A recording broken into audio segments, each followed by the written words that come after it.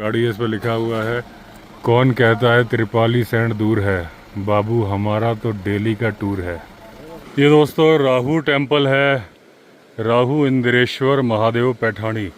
मैंने इसके पहले कभी राहू टेम्पल देखा नहीं था, पहली बार सुना तो मैं आया हूँ। हालांकि थोड़ा चढ़ना उतरना मना है, लेकिन फिर भी मैं आ गया। थोड़ा ज़्यादा नहीं आया, बस इतना ही है।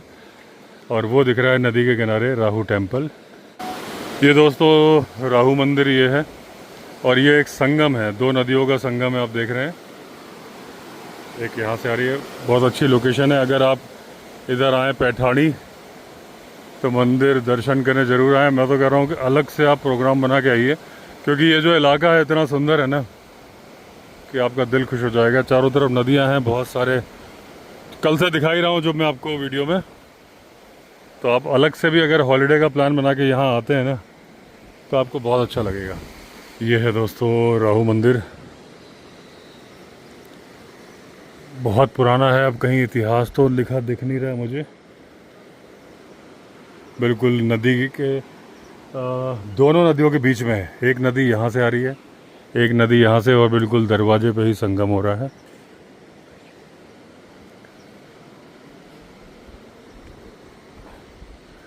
ये मुझे लगता है नागर शैली में बना है। अच्छा, ये यहाँ से परिक्रमा बंद है क्योंकि शिव जी की पूरी परिक्रमा नहीं की जाती है। और ये जो जलाधरी से निकल रहा है ना, इसको कभी ऐसे नागा नहीं जाता, क्या बोलते हैं, इसके ऊपर से निकला नहीं जाता, इसलिए यहाँ रोका हुआ है। और ये जो छोटे छोटे मंदिर हैं ये भी शिव जी के मंदिर हैं।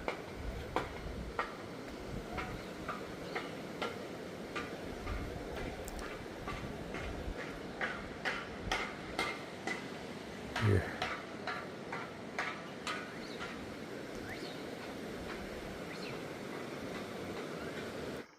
अभी दोस्तों हम लोग जो गए थे तो खाने पीने का पूरा सामान लेके गए थे, गैस सिलेंडर वगैरह सब कुछ। लेकिन वहाँ घर में रुक गए तो खाने पीने का इंतज़ाम हो गया था, क्योंकि पिछली बार जब घनसाली गए थे ना तो बहुत दिक्कत हुई थी। दूर से कहीं से रोटी सब्ज़ी मंगानी पड़ती थी, वो भी शाम के 6 बजे, क्योंकि फिर बंद हो जाता था। तो क्योंकि इस बार भी इंटीरियर में जा रहे थे जब ये भालू के लिए गए थे, लेकिन हो गया था। तो मैंने कहा चलो वापस लौट रहे हैं, तो मैंने कहा उसका खुद इतना सामान जो भर के लाए थे कम से कम उसका उपयोग तो किया जाए। तो बेसन का चिल्ला और मैगी बनाएंगे, यही लंच होगा हमारा। देखिए हम दुनिया भर का सामान लेके आए थे, सब्जियां, गैस, और दो कुक, पुष्कर और हरिमोहन। हरिमोहन अभी अदरक वो कर रहा है, कूट रहा है। उसके बाद ये शिमला मिर्च, प्याज, टमाटर से कटिंग करेगा बेसन का चिल्ला के लिए, और फिर उन्हीं सब्जियों से मैगी भी बन जाएगी। सलाद भी काट लेंगे। तो चाय बन गई है, अब इसमें कढ़ाई चढ़ाई है। इधर ये हरिमोहन ने कटिंग कर ली है शिमला मिर्च, अब टमाटर काट रहा है। एक बार आप 360 डिग्री व्यू देखो यहाँ से। ये एक टापू पे, ये एक ऊंचे टीले पे गाड़ी खड़ी है, यहाँ से दूर दूर का व्यू आ रहा है पौड़ी का। ये देखिए चीड़ पाइन फॉरेस्ट, इसको 3 नीडल पाइन भी बोलते हैं। यहाँ कुछ कॉटेजेस बनी है, वहाँ कुछ कंस्ट्रक्शन चल रहा है। ये डाल दिया मैगी मसाला। अभी हम लाए थे 5 मैगी, तो 5 की 5 मैगी बना ले रहे हैं। तो 3 हिस्सों में डिवाइड कर लेंगे और बेसन का चिल्ला हो जाएगा, प्रॉपर लंच हो जाएगा। फिर गाड़ी दोबारा रोकनी नहीं पड़ेगी। वैसे भी 1:30 बज रहा है। तो गिर गया? अच्छा, हैप्पी बर्थडे हो गया। ज़्यादा का नहीं हुआ, थोड़ा। ये दोस्तों थोड़ा सा गिर गया था, कोई दिक्कत नहीं, बच गया। बाकी इसके साथ ना मैं सोच रहा हूँ एक रेगुलेटर लेके चूल्हा रखा जाए, छोटा वाला, है ना, वो बढ़िया है। क्योंकि वो जो ब्यूटेन वाला है ना, अभी मैंने पिछली बार बोला था कि गोरखा में वो लेके चलेंगे, तो सब्सक्राइबर ने भेजा, लोग बना रहे थे तो फटाक गोली की तरह फट के गया वो। और मुझे पहले भी लगता था कि एकदम बगल में वो मेरा वाला तो फिर भी सही है, उसमें बीच में वो है ना पत्तियां हैं। जो दूसरा सस्ता वाला चूल्हा होता है उसमें डायरेक्ट हीट आती है, अगर हवा का प्रेशर इधर हो गया ना। हाँ, क्योंकि ये पूरा मजबूत लोहे का बना हुआ है, और वो तो ऐसे टीन टाइप का बना होता है, जो ये पेप्सी वाले कैन होते हैं उस टाइप का ही होता है। तो इसका चूल्हा लेके रखेंगे। है, लग जाता है। रेगुलेटर लगा के बगल में रख लो ज़मीन पे। मैंने हॉस्टल में यूज़ किया है वो चूल्हा। अपने पास है तो वो चूल्हा? हाँ छोटा वाला है ना, बस तो वही है। रेगुलेटर भी है, रेगुलेटर भी अपने नहीं है। नहीं भट्टी का नहीं, छोटा छोटा नहीं है। अरे भट्टी तो 1 मिनट खत्म हो जाएगा मामला। हाँ खरीद लेंगे। देखिए हमारी मैगी तैयार हो रही है और यहाँ पे चिल्ला का बैटर तैयार हो रहा है, बेसन का चिल्ला। बेसन कम पड़ गया ना कम, मतलब उसमें बैटर में ना थोड़ा कम लग रहा है ना। अच्छा, कम ना हो जाए। इसमें क्या देगी मिर्च भी डाली है? हरी मिर्च डाली कि नहीं डाली? वो देखिए दोस्तों सामने दिख रहा है पौड़ी, आप देखना जूम। ये जो बिल्डिंग दिख रही है पौड़ी की है।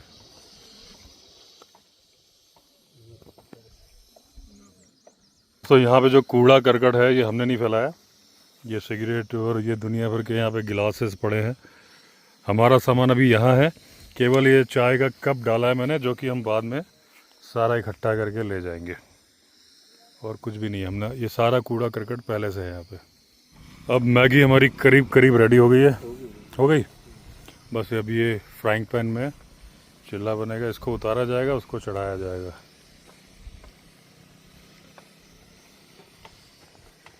तो पत्ते देख रहे हो? नीचे उतारना ना, ये तो मैं उतार दूंगा। तो बता बस रखना कहाँ पे, रखना कहाँ पे? तो मैं उतार दूंगा। ले और रख कवर है ये नहीं हुआ गर्म ज़्यादा, ये तो हल्का ही है। ठंडा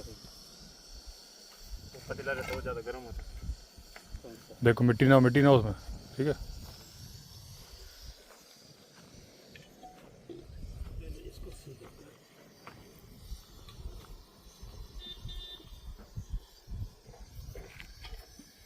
पानी मारा तो इसमें नहीं मारा, इसमें नहीं मारा कभी, उसको मैं लाया उठा के। तो पानी खंगाल लो ना, उतार लो, गर्म हो क्या होगा? वैसे गर्म ही नहीं होता, बहुत देर में होता है। अच्छा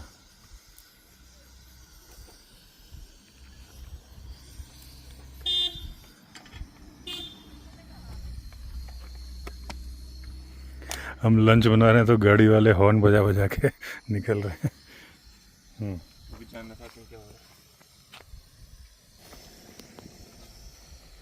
हो गया गरम। इसमें क्या तेल डाला है?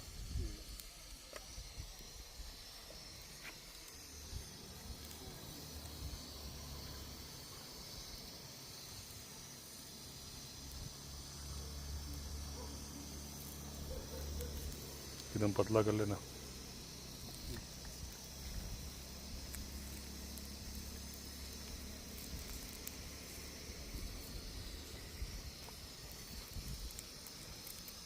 क्या क्या डाला इसमें? प्याज टमाटर शिमला मिर्च, प्याज टमाटर शिमला मिर्च, बेसन और नमक मिर्च, नमक और लाल मिर्च। हल्दी,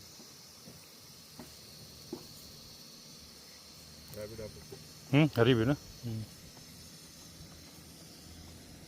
तरफ से सीख गया है चीला। बड़े दिनों के बाद नाइट ड्राइव कर रहा हूँ और अभी तक भालू की खबर आई नहीं है पकड़े जाने की।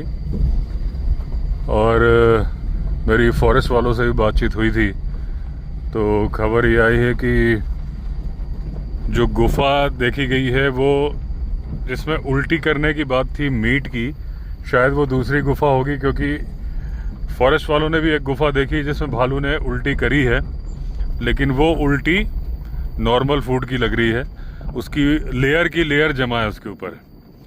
तो वो मुझसे पूछ रहे थे कि ऐसा वो क्यों कर रहा है, तो मैंने कहा मुझे तो ये लग रहा है कि ये फीमेल है, और क्योंकि हिमालयन ब्लैक बेयर जाते हैं हाइबरनेशन में, लेकिन वो शॉर्ट हाइबरनेशन होता है, मतलब बीच बीच में उनकी नींद खुलती है। परमानेंट वो ग्रिजली बेयर वगैरह उनकी तरह से नहीं सो जाते हैं। और क्योंकि माँ के साथ बच्चे भी होते हैं ना, जैसे कि जनवरी में आसपास जो बच्चे को जन्म देती है माँ, तो उनकी भी उसे केयर करनी पड़ती है, तो वो जनरली एक्स्ट्रा फूड को उल्टी की शक्ल में निकाल देते हैं अपने गुफा में, मैंने उनको ये समझाया कि देखिए अगर उसे ओवर ईटिंग हो, क्योंकि उनको लग रहा था कि ये ओवर ईटिंग कर रहा है। मैंने कहा अगर ये ओवर ईटिंग कर रहा है तो उल्टी कहीं भी कर सकता है ना जंगल में, अपने रहने की जगह पे क्यों कर रहा है, एक ही जगह पे उल्टी क्यों कर रहा है आके। उसका रीज़न है कि वो स्टोर कर रहा है उस फूड को। क्योंकि दोस्तों जो ये जो उल्टी होती है ना भालू की, इसे बोलते हैं बेयर ब्रेड, भालू की ब्रेड। और जो मीट वाले खाने की बात अलग है, वो तो सड़ जाएगा। लेकिन जो ये नॉर्मल वेजिटेरियन खाना खाते हैं, जैसे कि स्लॉथ बेयर तो चलो दीमक भी खाता है, वो भी देखा जाए तो थोड़ा बहुत नॉनवेज ही हो गया। लेकिन जो हिमालयन ब्लैक बेयर है वो दीमक नहीं खाता। ये वाला भालू अगर गाय को मार रहा है, ये अगर इसको अलग कर दिया जाए तो ज़रूरी नहीं कि उस इलाके में एक ही भालू हो, वहाँ और भी भालू हो सकते हैं। तो Himalayan black bear by nature, omnivorous तो सारे भालू होते हैं, लेकिन ये वेजिटेरियन है, फ्रूट्स खाता है, इस तरह की शहद खाता है, इस तरह की चीज़ें खाता है। तो ये क्या करता है कि जब उसको उल्टी कर देता है तो वो उल्टी ठोस शेप में जमा हो जाती है, एक जगह इकट्ठी हो जाती है। आप एक समझ लीजिए उसकी उल्टी का बिस्किट बन जाता है, क्योंकि ठंडा इलाका होता है, जम जाता है। फिर जब उसे अपने बच्चों को खिलाना होता है तो वो उसे खिलाता है। कई जगह होता है कि जंगल में रहने वाले लोग, चाहे वो प्लेन्स हो चाहे वो हिल्स हो, जिन्हें इस बात का आइडिया होता है, वो भालू की गुफा ढूंढते हैं। और वो ढूंढते हैं जब भालू वहाँ नहीं होता तो बेयर ब्रेड, और उन्हें अगर ये मिल जाती है तो बड़े ही चाव से खाते हैं। बहुत ही पौष्टिक होता है क्योंकि उसमें सारे ये जंगल के तत्व होते हैं। तो वो लेके आते हैं, उठा के, इसकी चोरी की जाती है, मतलब भालू के यहाँ से बेयर ब्रेड चोरी हो जाती है। तो मुझे तो ये संभावना लग रही है, जब मैंने ये कॉन्सेप्ट बताया तो उनको भी समझ में आया कि हाँ भाई ऐसा हो सकता है। और मैंने कहा कि इसका मतलब कि आपने गलत गुफा देख ली है। ये शरीफ भालू है, ईमानदार भालू है, जो कि नॉर्मल वेजिटेरियन वो कर रहा है। क्योंकि दूसरे गांव वालों ने जो देखा है उसमें बहुत ज़्यादा बदबू आ रही थी, तो वो मीट की स्मेल थी। तो वो भालू अलग है, वो भी उल्टी कर रहा है, वो अपने खाने की कर रहा है। उसको नहीं मालूम कि ये ख़राब होने वाला है क्या है, वो अपने बच्चों के हिसाब से तैयारी कर रहा है। तो जैसे ही कोई अपडेट आएगा या मुझे मालूम चलेगा तो मैं आपको बताऊंगा वहाँ का। दूसरा जो ये वो अपडेट था जो बहुत सारे लोग मुझे अलग अलग कमेंट में पूछ रहे हैं, तो हर कमेंट का लिख के जवाब दे पाना पॉसिबल हो नहीं पाता, कमेंट्स के रिप्लाई भी पूरे नहीं हो पाते, तो लाइक करना ही मुश्किल हो जाता है। नेटवर्क का कनेक्शन भी आपको मालूम है कितना बढ़िया चलता है, यहाँ पे बफर करता है। तो एक क्वेश्चन ये बहुत सारे लोग पूछ रहे थे कि भालू का अपडेट दो, भालू का अपडेट दो, तो मैंने वीडियो में दे दिया। जैसे ही कोई नया अपडेट आएगा वो भी मैं कमेंट की जगह वीडियो में दूंगा। दूसरा एक अपडेट बहुत सारे लोग पूछ रहे हैं कि भाई गुरखा का क्या हुआ, क्या आपने ले ली, क्या वो चला रहे हो? नहीं भाई, अभी तो श्राद्ध चल रहे हैं, नवरात्रि में लूंगा, मैंने पहले भी बोला था। और दूसरा अभी तो जीएसटी का अपडेट आ गया है, तो जीएसटी के अपडेट के अकॉर्डिंग मेरे ख्याल से गुरखा मैं 3 डोर ले रहा हूँ तो वो 80-90 हज़ार रुपये सस्ती होने वाली है। तो गुरखा नवरात्रि में ही लूँगा, एडवांस पेमेंट कर दी है। लेकिन क्योंकि ये मध्य प्रदेश में ये फोर्स गुरखा या फोर्स ट्रैवलर गाड़ियाँ इंदौर के पास पीतमपुर है, मैंने पहले बताया, तो वहाँ बनती हैं, तो वहाँ से वो चलेगी ही 22 या 23। अभी मैंने शोरूम में बात की है, तो अभी क्या सारे लोगों ने परचेज बंद कर दी है, क्योंकि जीएसटी के रेट, मतलब जो धार्मिक कारण से तो श्राद्ध में कोई नहीं लेता, लेकिन जो लोग नहीं मानते हैं वो भी नहीं कर रहे। रीज़न कि गाड़ियाँ सस्ती हो रही हैं 22 को सितंबर को, सबने अपने ऑर्डर रोक दिए हैं। तो अभी मुझे जो बताया गया कि करीब आज की डेट तक 350 गुरखा पेंडिंग है, डिलीवरी वहाँ खड़ी है। तो बोला ज़रूरी नहीं कि 22 को ही निकले वहाँ से, तो 23, 24 निकलेगी। तो उम्मीद तो ये है कि उन्होंने जो मुझे बोला है शोरूम वालों ने 25 या 26 के आसपास डिलीवरी मिलेगी। उसमें भी क्या था कि जो मैंने कई जगह बात की थी, तो जहाँ से मैं ले रहा हूँ वो जो शोरूम के एग्जीक्यूटिव हैं वो मेरी आवाज़ पहचान गए थे। जब मैं बात कर रहा था तो बोले आप विवेक अवस्थी जी बोल रहे हो? मैंने कहा हाँ। अरे बोले सर मैं तो आपके वीडियो देखता हूँ। तो मैंने कहा भाई इस बात का कुछ डिस्काउंट दे दो। बोले सर मेरे हाथ में थोड़ी ना है। तो ठीक है, उन्होंने रेट ठीक ही दिए हैं। तो गुरखा का अपडेट मैंने दे दिया। दूसरा, बहुत सारे लोग बोल रहे हैं कि आप 3 डोर क्यों ले रहे हो, 5 डोर क्यों नहीं ले रहे?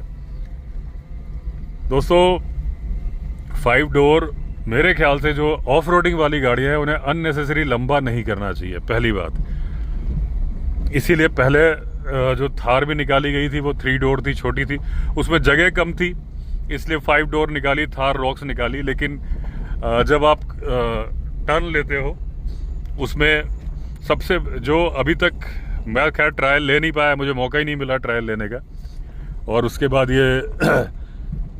बाद ये जीएसटी का अपडेट आ गया तो फिर मैंने डन ही कर दी गाड़ी। और लेकिन जिप्सी का टर्निंग रेडियस बहुत ख़राब था, जिमनी का भी ख़राब है। जिमनी तो मैंने चलाई है, इस रोड पे भी चलाई है जिस पे भी हम चल रहे हैं। जैसे सेलेरियो है, इसका बहुत बढ़िया टर्निंग रेडियस है, मतलब बहुत बढ़िया कट जाती है। थार का जिमनी से ठीक है। और बताते हैं जो बताया गया है कि गुरखा 3 डोर का टर्निंग रेडियस बहुत बढ़िया है, बहुत कम डिस्टेंस में मुड़ जाती है। नंबर 1, असली ऑफ रोडर प्रैक्टिकली छोटी गाड़ी होती है, ये रीज़न है। दूसरी बात, आपको मालूम है कि चलता अकेले ही हूँ, अकेले या 1-2 लोग। अब थोड़ा सा पीठ में दिक्कत हुई तो हरीमोहन को लेके चलने लगा, वरना उसका भी रीज़न क्या है कि भाई अचानक से कोई टायर में दिक्कत आ जाए, कुछ आ जाए तो मुझे झुकना ना पड़े फिलहाल। हालांकि एक्सरसाइज जारी है, काफ़ी सुधार हो गया है। लिम्पिंग तो ऑलमोस्ट ख़त्म ही हो गई है, तो ठीक है। हर चीज़ का एक वो होता है, एक्सपीरियंस होता है। तो अब आगे से सावधानी भी रखनी है, अननेसेसरी ज़बरदस्ती वाली ट्रैकिंग नहीं करनी। वही हुआ, अभी मैं जो गया था भालू के लिए, तो पहाड़ के ऊपर मैं चाहता तो जा सकता था, लेकिन काफ़ी ऊंचाई पे चढ़ना था। और मैंने कहा अगर मैं ये चढ़ा तो स्पीति वाला प्रोग्राम तो गड़बड़ हो जाएगा, जो मुझे अभी जाना है, अक्टूबर में भी जाना है ना, दिवाली के बाद। इसलिए मैं नहीं गया। पहले हरिमोहन पुष्कर को भेजा मैंने कि भाई वीडियो बना लेना, लेकिन वहाँ गए तो पता चला कि वो फॉरेस्ट वाले मना कर रहे थे कि वीडियो मत बनाओ। तो इन्होंने पूछा सर हम वापस आ जाए, मैंने कहा आ जाओ। हालांकि वो कलम जी बोल रहे थे कि अगर रुकते तो बाद में कोई दिक्कत नहीं थी, क्योंकि वो लोग अलग बैठे थे, फॉरेस्ट वाले अलग बैठे थे, अलग अलग उसमें। तो जब ये वापस आ गए थे तो मैं इसलिए ऊपर नहीं गया था, वरना वो जो भालू की आवाज़ वगैरह थी, दिखता तो नहीं, वो भालू की आवाज़ नहीं, जो बैल चिल्ला रहा था वो रिकॉर्ड हो जाती। लेकिन ऊंचाई बहुत ज़्यादा थी, और अभी जब आपको इंजरी हो, वो भी बैकबोन में, तो फिर ठीक नहीं है, इसलिए मैं नहीं गया था। तो इस वजह से तो मैं 1 या 2 लोग चलते हैं, बहुत हो गया 3, तो मुझे 7 सीटर गाड़ी अननेसेसरी, वो 6 अडल्ट और 1 बच्चे के हिसाब से बनी है अपनी गुरखा जो 5 डोर है, मेरे किसी मतलब की नहीं थी। कॉस्ट में कोई बहुत ज़्यादा फ़र्क नहीं है, 1 लाख रुपए के आसपास का ही फ़र्क है। और इंजन भी सेम है, गाड़ी का ग्राउंड क्लियरेंस भी सेम है, सब कुछ सेम है, हाइट भी बराबर है, सब कुछ बराबर, केवल लेंथ कम है। उसकी मेरे ख्याल से 4.3 मीटर के आसपास है 5 डोर की, इसकी 4 मीटर से थोड़ी शॉर्ट है। और शॉर्ट भी कैसे है कि कंपनी ने स्टेपनी निकाल दी, एक्सेसरीज में डाल दी, और जो पीछे टोइंग हुक होता है ना, वो भी निकाल दिया, क्योंकि अगर वो लगा दिया जाए तो ये 4 मीटर से ऊपर हो जाती है। जो मुझे समझ में आ रहा है, ऐसा मुझे किसी ने बताया नहीं है, लेकिन मैंने जब R&D करी तो मैंने देखा कि जबरदस्ती क्यों निकाल दिया टोइंग हुक, कोई कारण समझ में नहीं आ रहा। और दे रहे हैं, जब गाड़ी की डिलीवरी दे रहे हैं तो टोइंग हुक दे रहे हैं, तो यही रीज़न होगा। तो मेरे पर्पज़ को सॉल्व करती है वो। और दूसरी बात इसमें क्या है, चारों सीट कैप्टन सीट है, यानी 4 लोग बैठेंगे आराम से, पुश बैक सीट है, 135 डिग्री के एंगल पे पुश बैक हो जाती है। उसमें केवल आगे 5 डोर में आगे की 2 सीटें पुश बैक होती हैं, पीछे वाली तो बिल्कुल ही वो नॉर्मल सी सीट है 3 वाली, और उसके पीछे 2 सेपरेट है, लेकिन वो पुश बैक नहीं होती। तो सामान रखने की जगह ही नहीं है 5 डोर में बिल्कुल भी। इसमें 4-5 सूटकेस आ जाते हैं, ऐसा मुझे बताया गया है 3 डोर में। ये वजह है कि मैं 3 डोर ले रहा हूँ। बहुत सारे लोग ने बोला कि आप अपना बेड बना सकते थे 5 डोर में। बेड बना के भाई करना क्या है, क्योंकि जब चलाता मैं ही हूँ। जब मेरी जाइलो का एक्सीडेंट हुआ था, तो जब राजस्थान के, मैंने पहले बताया कि जब तनोट माता से हम लौट रहे थे, तो एक बोलेरो पिकअप में मैंने अपनी वाइफ को पीछे की सीट में लिटाया, दोनों बच्चों को, बेटी तो मेरी 6-7 साल की थी, बेटा 1.5-2 साल का था। तो बेटा तो सवाल नहीं पूछ सकता था, लेकिन बेटी ने पहला सवाल, जब मैं पिकअप में आगे बैठा, उसने मुझसे पूछा कि पापा आपने उन अंकल को गाड़ी दी ही क्यों। ये पहला सवाल था। और फिर जब हॉस्पिटल में एडमिट थे सारे लोग, तो ये सवाल मुझसे करीब करीब 1000 बार पूछा गया कि आपको गाड़ी नहीं देनी चाहिए थी, आपने अपने हाथ की गाड़ी अपने हाथ में होती। तब मैंने डिसाइड किया, फिर मम्मी ने भी बजरंग बली की एक पूजा कराई थी, और ये क्या था, नाइट जार है। तो वो जब मैंने उसके बाद स्कॉर्पियो ली थी, तो राइट हैंड साइड में इस जगह पे यहाँ पे एक मंत्र चिपकवाया था मम्मी ने पूजा करके। तो वो बताया था, कुछ यंत्र बताया था, तो वो यही था। और तब उन पंडित जी ने भी कहा था कि अपनी गाड़ी किसी को देना मत, अपने हाथ की गाड़ी अपने हाथ की होनी चाहिए। तो मैं देता ही नहीं अपनी गाड़ी किसी को। मैं अपना जितनी चलती है ईश्वर कृपा से, मैंने तो 16 घंटे चलाई है गाड़ी। और जब स्कॉर्पियो मैंने पहले बताया कि दिल्ली से सीधे इंदिरापुरम से सीधे भोपाल खड़ी करी थी 1 गो में, तो ठीक है। लेकिन तो जब चलानी मुझे ही है तो फिर लेटना किसने है? और लेटना है तो होटल में रुक जाओ, वो वाली बात है। और कैप्टन सीट है, तो मतलब मुझे इतना मैंने बयान कर दिया क्योंकि बहुत सारे सवाल आ रहे थे, उनका जवाब दे दिया। अब एक वो है कि अभी मैं जाके एक तो ये तैयार कराऊंगा ये गाड़ी सेलेरियो को। टायर अभी नहीं, चारों टायर नए करवाने हैं, लेकिन क्योंकि बेटी को देने के पहले, लेकिन वो तो मैं तभी लूँगा 22 के बाद, क्योंकि जीएसटी इसमें भी कम हो जाएगा। और फिर नई चीज़ नहीं लेते श्राद्ध में। बाकी रबिंग वगैरह सब करा के सीट कवर तो चेंज कराने हैं, वो भी अब देखता हूँ कि पूछूंगा मम्मी से, नहीं तो फिर वो भी नवरात्रि में ही चेंज कराऊंगा सीट कवर भी। ऐसे करके बिल्कुल बढ़िया करके ड्राई क्लीन तो पहले ही करा दूंगा, ये सब कर दूंगा। और मैं लौटूंगा, अभी मैं 18 को जा रहा हूँ सुंदरबन, और फिर मैं लौटूंगा वहाँ से 22 को। तो सुंदरबन का आज मैंने एक रील भी बनाई थी, उसमें मैंने एक जिक्र किया था दोस्तों एक टाइगर के बारे में, मार्श टाइगर। ये इंडो चाइनीज टाइगर की अंदर की एक ब्रीड थी। जैसे कि अगर हम रॉयल बंगाल टाइगर बोलते हैं, जो कि पूरे इंडिया के टाइगर हैं,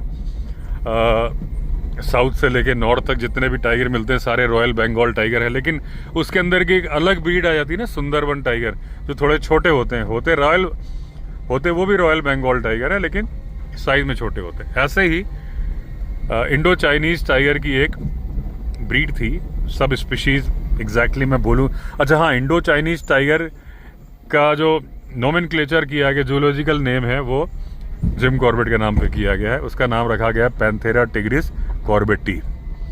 इसके बारे में मैं पहले बता चुका हूँ आपको कि ये सारे जंगल से ख़त्म हो गए थे।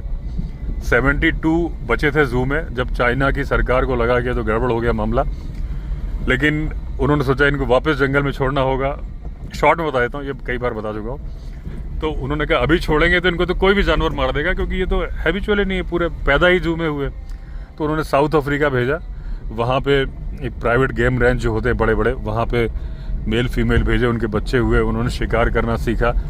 करते करते जहाँ तक मेरी जानकारी थी 16 टाइगर तैयार हो गए हैं, और वो अब चाइना कभी भी उनको जंगल में छोड़ सकता है। तो वो जो रील मैंने बनाई थी उसमें मैंने बोला था कि इंडो चाइनीज टाइगर तो जंगल में वापस आ जाएंगे, लेकिन अब उनमें से एक स्पीशीज बनेगी क्या मार्श टाइगर की, ये नहीं मालूम।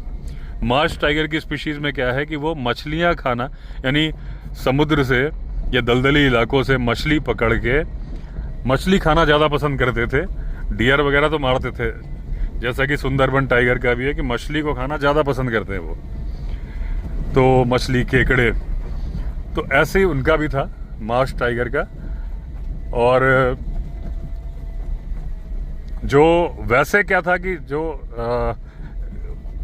लोग बोलते हैं कि भाई, कई लोग को कन्फ्यूजन है कि जो सुंदरबन टाइगर हैं वो रॉयल बंगाल टाइगर है और बाकी इंडिया में मिलने वाले टाइगर दूसरे हैं।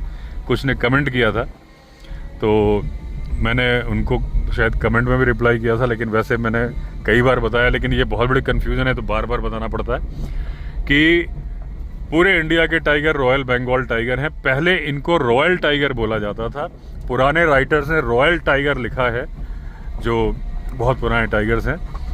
और बाद में क्योंकि कलकत्ता इंडिया की राजधानी थी, तो जितने ब्रिटेन से अंग्रेज आते थे, शिकार करने जाते थे, तो वो, और उस वक्त सिर्फ सुंदरबन के टाइगर नहीं थे, बंगाल में और भी टाइगर होते थे। तो वो जो सुंदरबन वाले थे वो तो छोटे थे, लेकिन जो बाकी टाइगर थे बड़े थे, 250-300 किलो वाले थे। उसमें जब कोई बड़ा टाइगर मिल गया तो उन्होंने कहा अरे वाह, रॉयल टाइगर तो पहले बोलते थे, उन्होंने नोमेनक्लेचर कर दिया रॉयल बंगाल टाइगर। ऐसे पूरी स्पीशीज ब्रीड का नाम हो गया, स्पीशीज का नाम, जिसका कि जूलॉजिकल नेम है पैंथेरा टिग्रिस टिग्रिस। ये सच है कि साइबेरियन टाइगर के बाद नंबर 2 पर यही है। इस बारे में थोड़ा सा मुझे डाउट है। मेरा ये मानना है कि royal Bengal tiger Siberian tiger के बराबर ही होता है, कई मामलों में बड़ा भी होता है अगर फेयर तरीके से नापा जाए तो। क्योंकि साइबेरियन टाइगर के जितने भी स्पेसिमेन लिए गए सब कैप्टिविटी में लिए गए। कैप्टिविटी वाले थोड़े बड़े साइज में आते हैं, जैसे कि हरक्यूलिस देखा गया। रॉयल बंगाल टाइगर है ना, लेकिन अनायास ही लोगों ने बोला ना एशिया का सबसे बड़ा टाइगर है, लोगों ने पेपर में छपा था। एशिया में साइबेरिया भी आता है। उस हिसाब से अगर वो सच में एशिया का बड़ा है तो फिर वर्ल्ड का सबसे बड़ा है। लेकिन वो तो बोलने वालों का बोलना है, उससे मतलब नहीं। लेकिन अगर ढंग से नापा जाए और परफेक्ट स्पेसिमेन चुने जाएं बड़े बड़े, तो ये बराबर आ सकता है। कैसे? बहुत सारे हंटर्स के, मैंने आपको बताया मैं बहुत सारी बुक्स पढ़ता हूँ। मेरे पास एक हंटर का लिखा हुआ है जिसमें उन्होंने बोला कि उन्होंने 11 फीट 6 इंच या 8 इंच का टाइगर मारा।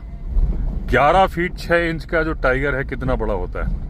जो जहां तक मुझे याद आ रहा है जो साइबेरियन टाइगर का रिकॉर्ड है वो भी इसके आसपास ही है। अब वो सच है कि गलत है, देखो कोई कुछ भी लिख देता है ना। तो लिखने का मतलब कोई जिस बात का वेरिफिकेशन ना हो, तो क्योंकि एक किसने लिखा था कि 14 फीट का टाइगर उन्होंने देखा, तो ये हंटर की बुक, क्योंकि मैं इतनी बुक्स पढ़ता हूँ ना दोस्तों की, ये किसकी मैंने बुक में पढ़ लिया था ये मेरे दिमाग में मिक्सअप हो जाता है। तो उसमें किसी ने बताया था 14 फीट का है, तो वो जो शिकारी थे उन्होंने बोला फिर इसका मतलब उसकी 4 टांगे नहीं होंगी, उसकी 6 टांगे होंगी, 2 टांगे उसकी पेट के आसपास भी होंगी। तो ये दोस्तों पहले भी नापने का अंदाज भी होता था, लोग बढ़ा चढ़ा के कि जब उसकी खाल थी ना, तो खाल को खींचने का एक तरीका होता जिससे खाल 4-5 इंच बढ़ जाती थी, उसको खींच खींच के बनाया जाता था ताकि उसके पैसे ज़्यादा मिले। लेकिन अगर 11 फीट 6-8 इंच का टाइगर उन्होंने मारा था, सही है, तो आप देखो ना फिर टाइगर तो बड़ा हो गया ना। तो हाइट के लिए भी कई राइटर्स ने लिखा है कि भाई उन्होंने 3.5 फीट से ऊंचा, कंधों से ज़्यादा ऊंचाई वाला टाइगर देखा। लेकिन देखिए लंबाई इतनी ज़्यादा मैटर करती नहीं है, क्योंकि टाइगर की पूंछ जो होती है ना, देखिए टाइगर की हाइट जो लेंथ जो होती है ना 6 फीट के आसपास ही होती है और पूंछ 3.5 फीट के आसपास होती है। लेकिन कुछ केस में लोगों ने बोला है कि 4 फीट की भी पूंछ होती है, कुछ ने बोला है कि 6.5 फीट का भी देखा है। तो 6.5 फीट का टाइगर और 4 फीट की पूंछ देख लो, तो लंबाई से फर्क नहीं पड़ता, क्योंकि वजन भी देखना होगा उसका और उसकी मोटाई भी देखनी होगी। टाइगर बलशाली है, वो लंबाई पे डिपेंड नहीं करेगा, क्योंकि हो सकता है उसकी पूंछ लंबी हो जाए लेकिन वो थोड़ा दुबला टाइगर हो, और एक टाइगर जिसकी लंबाई कम हो लेकिन वो मजबूत टाइगर हो। दूसरा, एक जंपिंग के बारे में भी, क्योंकि जनरली ये माना, जो शिकारी लोग मचान बनाते थे तो ये मानते थे कि भाई 12 फीट सेफ ऊंचाई है, 12 फीट की ऊंचाई पे अगर आपने मचान बना दिया तो आपको दिक्कत नहीं आएगी।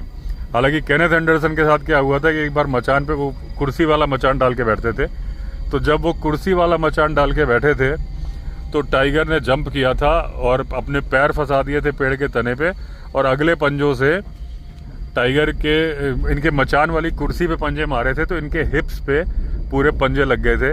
और जो केनेथ एंडरसन जो हमेशा आयुर्वेद की मेडिसिन लेते थे, एलोपैथिक की मेडिसिन नहीं लेना चाहते थे, उन्होंने पेनिसिलिन के शॉट्स लिए थे कि उन्हें इन्फेक्शन ना हो जाए। तो मचान पे बैठे हुए केनेथ एंडरसन को टाइगर ने पंजा मार दिया था। अब टाइगर के भी होता क्या है, तो अब इतनी बातें दिमाग में आ रही हैं दोस्तों, समझ में आता किस ब्रांच में जाऊं। अब मुझे एक ब्रांच आपको बतानी है टाइगर के जंप के बारे में जो मैं बता रहा था, अब दूसरा मुझे आ गई पंजों के बारे में, तो पंजों वाली बात बाद में बताऊंगा। पहले मैं टाइगर की जंप के बारे में बताता हूं आपको कि टाइगर के जो अगले पंजे होते हैं ज़्यादा पावरफुल होते हैं। अगले पंजे होते हैं उसमें 5 नाखून होते हैं, और जो पिछले पंजे होते हैं उसमें 4 नाखून होते हैं, और पावर के मामले में जो अगले पंजे हैं उसके कंपैरिजन में उसमें पावर कम होती है हमला करने के हिसाब से। कहा जाता है कि टाइगर छलांग मारने के लिए 20 फीट भी छलांग मार सकता है, लेकिन ऊंची छलांग मतलब लंबी छलांग, लीप।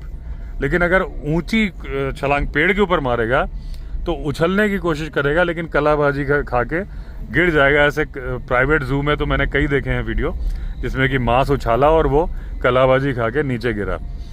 तो ऊंची छलांग बोलते हैं 12 फीट की बहुत सेफ है। एंडरसन के मामले में क्या हुआ था कि वो टाइगर ने अपने पंजे, पिछले पंजे पेड़ के तने पे गाड़ दिए थे, इसलिए वो उसको ग्रिप मिल गई थी तो ज़्यादा ऊंचाई तक पहुंच गया था। और एक सुंदरबन का ही एक वीडियो वायरल हुआ था जिसमें एक टाइगर जंप मार रहा है, करीब करीब अच्छी खासी छलांग मार दी थी, मेरे ख्याल से 15-20 फीट से ऊपर उसने मारी थी, बिना दौड़े। एक बार उसने अपने आप को सिकोड़ा और जंप मार दी।